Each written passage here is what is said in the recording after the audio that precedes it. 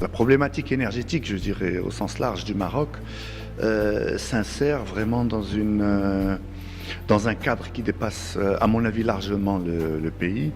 Je pense qu'elle s'insère en fait dans le fond, dans une transition énergétique qui est en cours, dans lequel il y a pas mal d'acteurs qui sont en train d'évoluer. Je pense à la transition en cours du pétrole, dont je pense que le pic de production est maintenant derrière nous.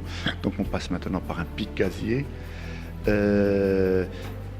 C'est important de mentionner ces rivalités entre différentes filières de production de carburants fossiles, parce qu'en fait elles vont essayer d'influencer d'une manière ou d'une autre, et elles vont avoir un impact sur la politique énergétique nationale.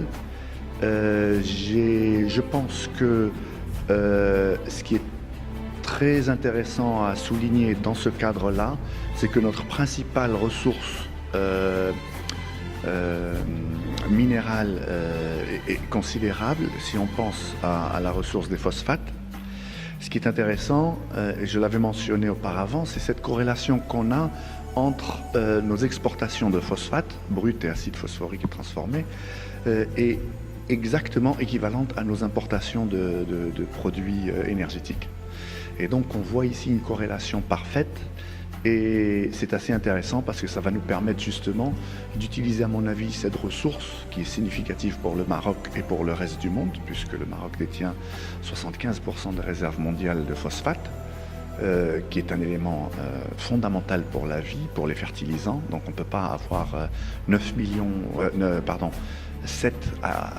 milliards d'habitants sur Terre si on n'a pas recours aux fertilisants. Et encore, on ne prend pas en considération les biocarburants. Donc vous imaginez l'importance que revêt le Maroc dans un schéma globalisé d'une économie mondiale.